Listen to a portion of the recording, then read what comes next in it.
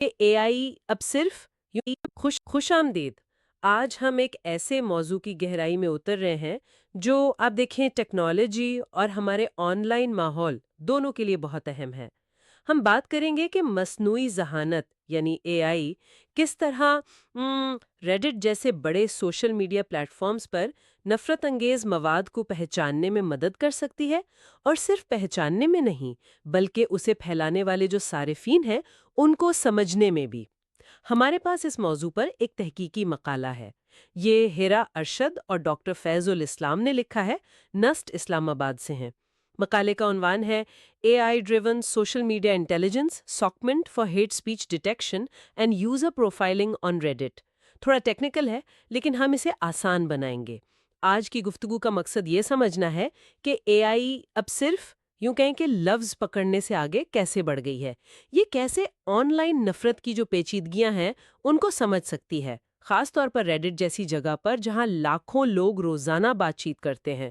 تو آئیے دیکھتے ہیں کہ یہ ٹیکنالوجی اصل میں کام کیسے کرتی ہے۔ پہلے تھوڑا سا یہ سمجھ لیں کہ یہ سوشل میڈیا انٹیلیجنس یا ساکمنٹ یہ ہے کیا چیز۔ آسان الفاظ میں تو یہ سوشل میڈیا سے معلومات اکٹھی کر کے اسے سمجھنے اور استعمال کرنے کا عمل ہے، ایسا ہی ہے؟ جی بالکل، اکثر سیکیورٹی یا تجزیے کے مقاصد کے لیے استعمال ہوتا ہے، اور ریڈٹ تو جیسا آپ نے کہا معلومات کا ایک سمندر ہے۔ روزانہ لاکھوں پوسٹس، کروڑوں تبصرے۔ ایک سمندر۔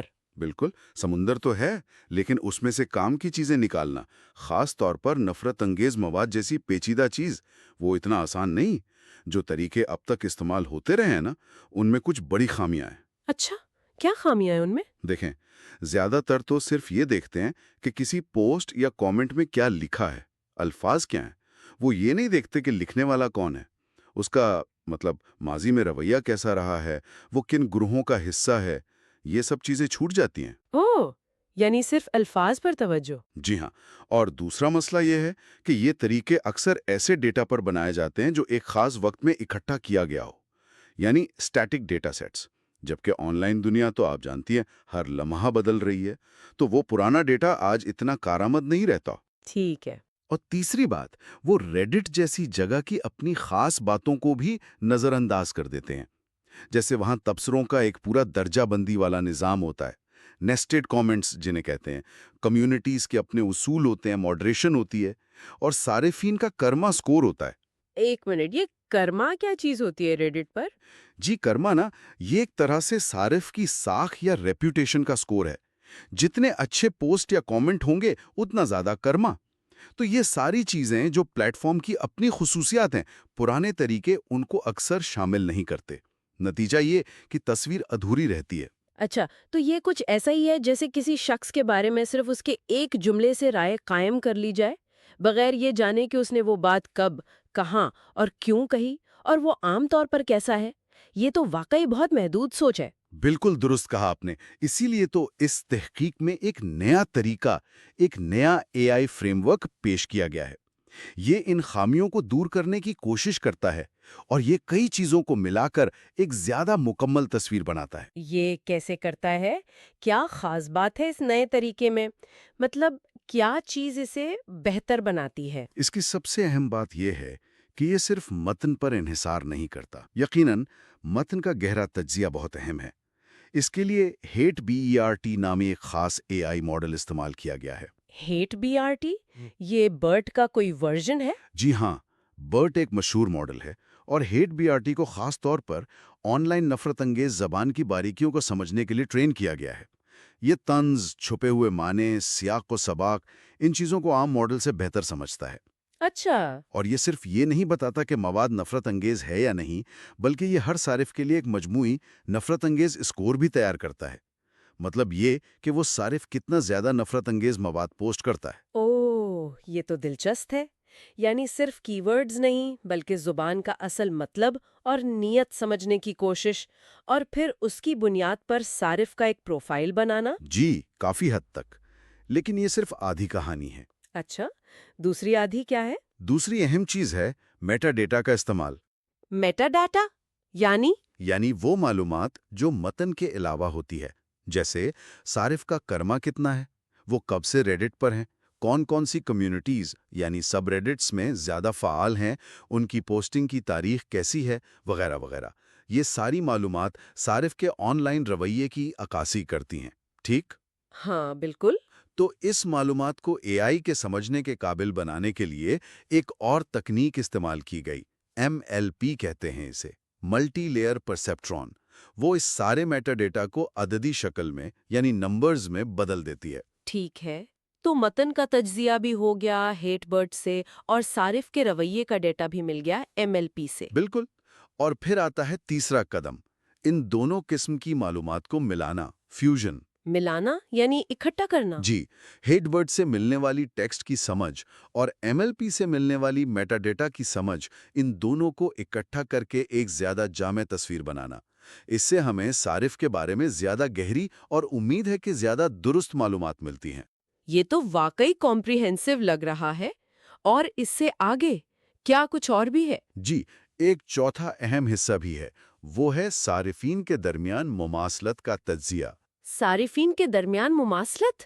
مطلب کون کس جیسا ہے؟ جی ہاں، یہ سسٹم یہ بھی دیکھتا ہے کہ کون سے صارفین ایک دوسرے سے ملتے جلتے ہیں، اور یہ مماثلت کئی پہلوؤں سے دیکھی جاتی ہے۔ کیا وہ ایک ہی ریڈٹ گروپس میں فعال ہیں؟ اس کے لیے جیکارڈ انڈیکس استعمال ہوتا ہے۔ کیا ان کے کرما سکور ملتے جلتے ہیں؟ اور یہاں تک کہ کیا ان کے لکھنے کا انداز یعنی متن ایک جیسا ہے؟ اس کے لیے کوسائن سملیرٹی جیسی تکنیکیں ہیں۔ واؤ، یہ تو واقعی بہت آگے کی بات ہے۔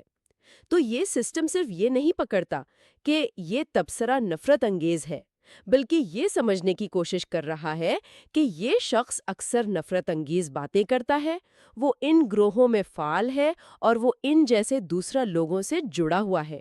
یہاں سے تو یہ واقعی دلچسپ ہو جاتا ہے۔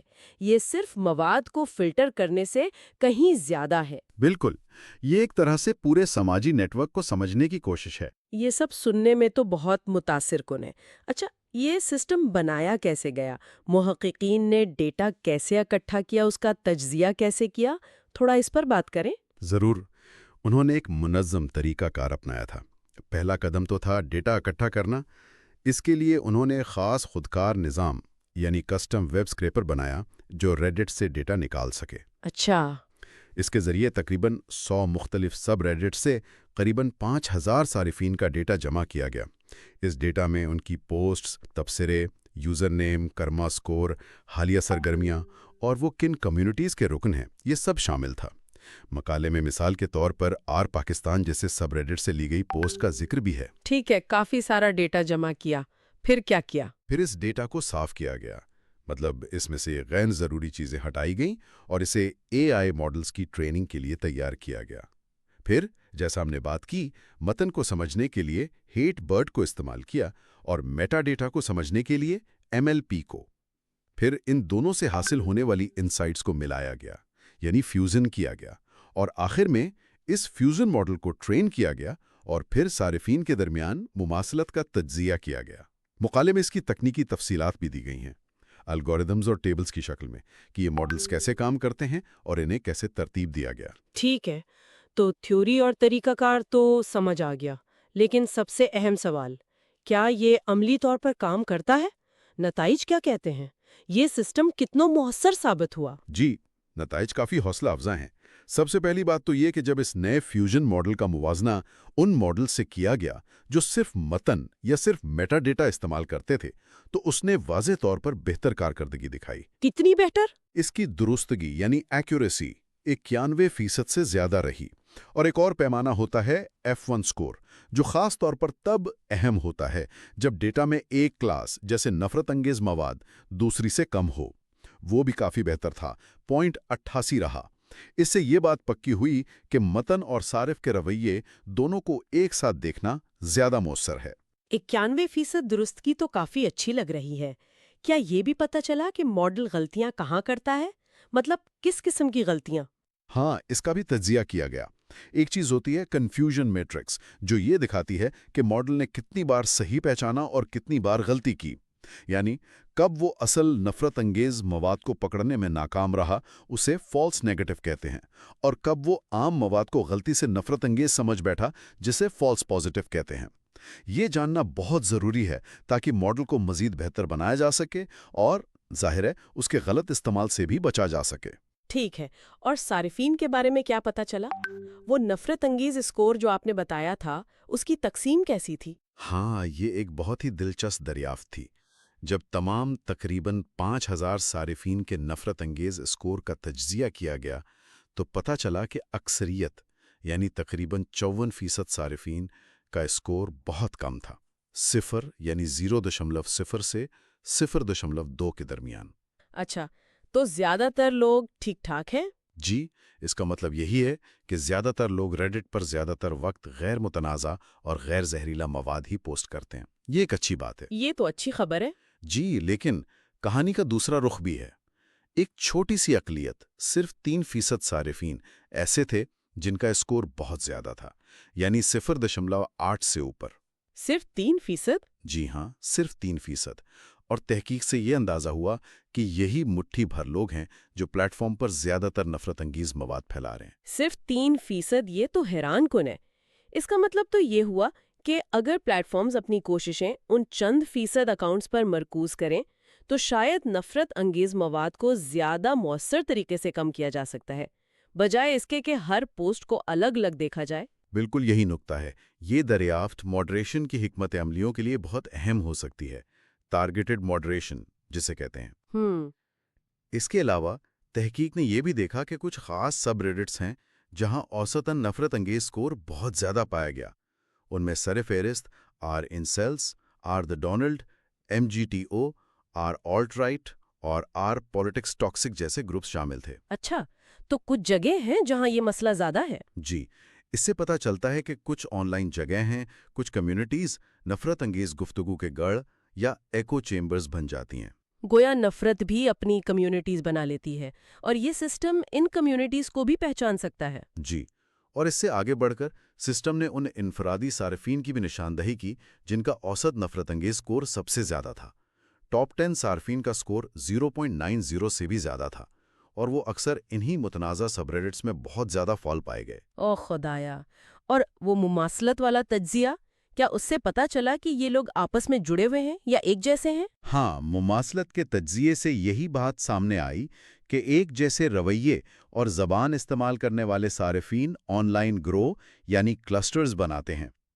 تحقیق میں ایک ہیٹ میپ بھی شامل ہے جو دکھاتا ہے کہ یہ تعلقات کیسے بنتے ہیں۔ یعنی کون کس سے کتنا ملتا جلتا ہے؟ بالکل، اور دلچسپ بات یہ ہے کہ یہ تعلقات نہ صرف ایک ہی کمیونٹی کے اندر ہوتے ہیں بلکہ بعض اوقات مختلف زہریلی کمیونٹیز میں فعال صارفین کے درمیان بھی روابط پائے جاتے ہیں، جیسے کوئی آر ان سیلز میں بھی فعال ہو اور آلٹ رائٹ میں بھی۔ اوہ، تو یہ صرف انفرادی نفرت انگیز تبصروں کو جھنڈا لگانے سے کہیں زیادہ نہیں ہے، یہ تو پورے آن لائن ایکو سسٹم کو سمجھنے کی کوشش ہے۔ کون لوگ ہیں جو یہ مواد پھیلا رہے ہیں، وہ کہاں اکٹھے ہوتے ہیں، ان کے آپس میں کیا روابط ہیں، اور کون سی جگہیں ان سرگرمیوں کا مرکز ہیں۔ یہ تو آن لائن سماجی حرکیات کو سمجھنے کا ایک بالکل نیا زاویہ لگتا ہے۔ بالکل، اور یہی اس تحقیق کی اصل اہمیت ہے۔ یہ پچھلے طریقوں کی بنیادی کمزوریوں کو دور کرتی ہے، کیونکہ یہ صرف متن نہیں دیکھتی بلکہ صارف کے رویے اور پلیٹ فارم کی خصوصیات کو بھی مد نظر رکھتی ہے۔ یہ خاص طور پر ریڈٹ جیسے پیچیدہ پلیٹ فارمز کے لیے زیادہ موزوں ہے، جہاں سیاق و سباق اور کمیونٹی کا کردار بہت اہم ہے۔ تو یہ صرف مواد کی درجہ بندی سے آگے بڑھ کر صارف کی پروفائلنگ اور ان کے نیٹ ورکس کو سمجھنے میں مدد دیتی ہے۔ جی ہاں، اور یہی چیز اسے سوشل میڈیا انٹیلیجنس ساکمنٹ کے لیے بہت قیمتی بناتی ہے۔ آخر میں جب اس ماڈل کا موازنہ پچھلے کئی سالوں میں کیے گئے دیگر مطالعات سے کیا گیا تو محققین نے پایا کہ اس نے زیادہ تر معاملات میں بہتر کارکردگی کا مظاہرہ کیا۔ تو اس سب کا کیا مطلب نکلتا ہے؟ اس طرح کے جدید ٹولز کا ممکنہ استعمال کیا ہو سکتا ہے؟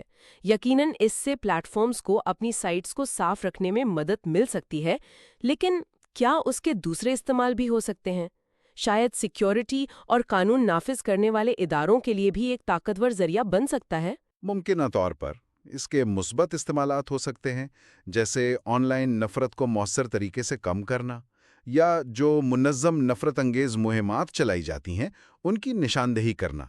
لیکن ظاہر ہے اس کے ساتھ اخلاقی سوالات بھی جڑے ہیں۔ بالکل۔ اچھا، تو آج کی اس تفصیلی گفتگو کا خلاصہ یہ ہے کہ مصنوعی ذہانت اب صرف سطحی طور پر الفاظ نہیں پہچانتی، وہ متن کے گہرے معنی اور صارف کے آن لائن رویے یعنی میٹا ڈیٹا، ان دونوں کو ملا کر ریڈٹ جیسے پلیٹ فارمز پر نفرت انگیز مواد اور اسے پھیلانے والوں کو پہلے سے کہیں زیادہ مؤثر طریقے سے سمجھ اور شناخت کر سکتی ہے۔ جی، یہ صرف انفرادی پیغامات کا معاملہ نہیں رہا، بلکہ یہ صارفین، ان کی کمیونٹیز اور ان کے آپسی روابط کے پورے نیٹ ورک کو سمجھنے کے بارے میں ہے۔ اور مستقبل میں کیا لگتا ہے یہ فیلڈ کہاں جا رہی ہے؟ دیکھیں، یہ فیلڈ ابھی مزید ترقی کرے گی۔ مستقبل میں اس کام کو کئی سمتوں میں آگے بڑھایا جا سکتا ہے۔ مثال کے طور پر حقیقی وقت میں نگرانی، یعنی ریئل ٹائم مانیٹرنگ، تاکہ نفرت پھیلنے سے پہلے روکی جا سکے۔ پرو ایکٹیو ماڈریشن۔ جی، پھر وقت کے ساتھ زبان اور رویے میں آنے والی تبدیلیوں کا تجزیہ کرنا، ٹیمپورل ڈائنامکس جسے کہتے ہیں، لوگ کیسے بدلتے ہیں، اسی ماڈل کو فیس بک یا ٹویٹر جیسے دیگر پلیٹ فارمز پر لاگو کرنا، کیونکہ ہر پلیٹ فارم تھوڑا مختلف ہوتا ہے۔ صحیح۔ پھر اے آئی کے فیصلوں کو مزید شفاف اور قابل فہم بنانا، یعنی ایکسپلینیبل اے آئی، تاکہ ہم سمجھ سکیں کہ وہ کسی نتیجے پر کیوں پہنچی۔ یہ بہت اہم ہے۔ اور یقیناً سب سے بڑھ کر اس ٹیکنالوجی کے ذمہ دارانہ استعمال کو یقینی بنانے کے لیے اخلاقی حفاظتی اقدامات، ایتھیکل سیف گارڈز تیار کرنا بہت اہم ہوگا۔ مقصد یہ ہونا چاہیے کہ ہم صرف رد عمل میں مواد ہٹانے کے بجائے فعال طور پر آن لائن نفرت کو پھیلنے سے روکنے کی طرف بڑھیں۔ اور آخر میں ایک نقطہ جو میرے ذہن میں آ رہا ہے، جس پر شاید سب کو غور کرنا چاہیے۔ اگر مصنوعی ذہانت واقعی صارفین کے آن لائن رویے کو اتنی گہرائی سے سمجھنے اور ان کی پروفائلنگ کرنے کی صلاحیت رکھتی ہے، ان کے خیالات، ان کے تعلقات، ان کی کمیونٹیز، تو اس طاقتور علم کو ذمہ داری سے استعمال کرنے کے لیے ہمیں کن اصولوں اور حفاظتی انتظامات کی ضرورت ہوگی، خاص طور پر جب تعصب یعنی بائس یا غلط پروفائلنگ کا خطرہ ہمیشہ موجود رہتا ہے؟ کیا ہم واقعی ایک ایسے مستقبل کے لیے تیار ہیں جہاں الگورتھم ہمارے آن لائن تعاملات کی اتنی باریک بینی سے نگرانی اور تجزیہ کر سکتے ہوں اور پھر اس تجزیے کی بنیاد پر فیصلے کر سکتے ہوں؟ یہ ایک بڑا سوال ہے، اس پر سوچیے گا۔ اگلی بار تک کے لیے اجازت دیں۔